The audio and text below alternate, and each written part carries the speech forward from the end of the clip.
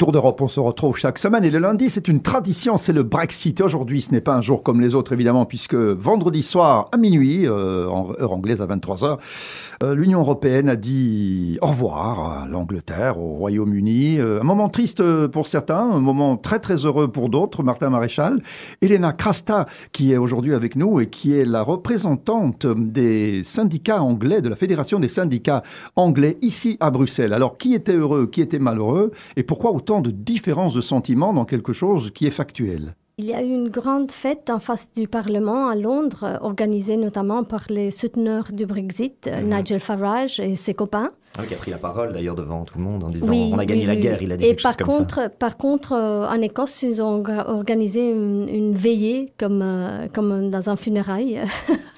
Ah oui, comme quoi c'est très différent. L'atmosphère était plus sombre. Elena Krasta, qu'est-ce que ça change pour vous en tant que représentante des fédérations, de la Fédération des syndicats anglais? Qu'est-ce que ça représente d'abord les syndicats anglais? Ça représente combien de millions de personnes? Est-ce que c'est une catastrophe pour la classe ouvrière, pour la gauche en général? C'est important de savoir. Donc nous représentons à peu près 5,5 millions de travailleurs au Royaume-Uni, dans tous les secteurs de l'économie.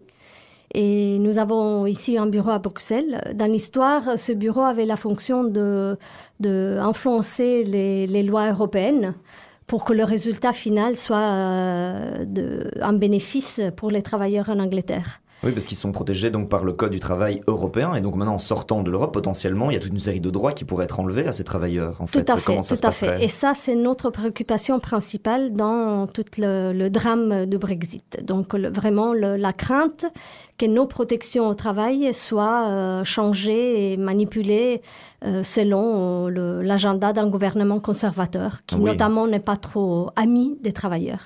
Et donc, est-ce qu'il y a un danger, d'abord, pour la protection des ouvriers? Est-ce qu'il y a des choses qui sont en l'air, que vous pressentez, que vous sentez et que vous devrez affronter bientôt, Elena?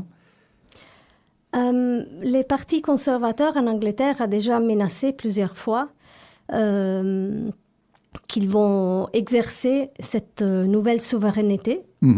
Et que nous ne connaissons vraiment pas la direction que cet exercice va prendre. Vous pressentez quelque chose ? La déréglementation des droits et des protections au travail. Et il faut aussi se rappeler que ce n'est pas que les travailleurs anglais qui seront affectés, mais aussi tous les citoyens européens qui se trouvent sur le marché du travail en Angleterre. Mais ça représente pas mal de monde, hein, ça quand même. 3 millions. 3 millions de personnes qui travaillent en Angleterre et qui ne sont pas anglais. D'accord. Oui. Donc 3 millions de personnes qui sont très inquiètes aujourd'hui, plus les 6 millions Alors, eux, ils sont inquiets notamment parce que pour eux, ça devient une question de statut, de résidence, donc de statut légal de leur présence dans le pays. Il y a toute une procédure qu'ils doivent compléter.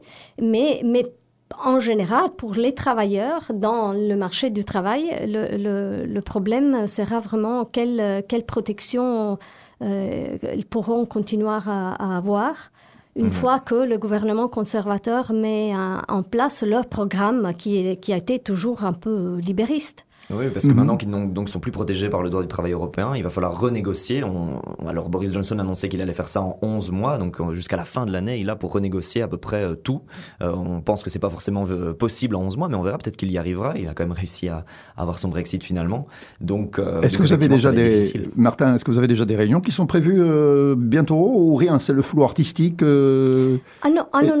Une délégation de mon syndicat va rencontrer Michel Barnier cette semaine justement. Michel Barnier, qui est Monsieur Brexit, justement, qui a négocié pour le côté européen. Oui. Pour faire le point et lui transmettre vraiment nos préoccupations et en espérant que du côté européen, nos intérêts soient protégés. Défendus. D'accord, eh bien tout est à écrire encore, tout est à faire et on est déjà au bout de cette chronique. Martin Maréchal, Tour d'Europe, on se retrouve demain. Je crois qu'on aura le plaisir évidemment de retrouver à un autre moment Elena Krasta, puisque si les négociations commencent, elles vont évidemment durer dans le temps et le temps, personne ne peut le prédire, en tout cas aujourd'hui. Elena Krasta, merci d'être venue encore aujourd'hui. Merci à vous. Et Martin Maréchal, on se retrouve demain. À demain.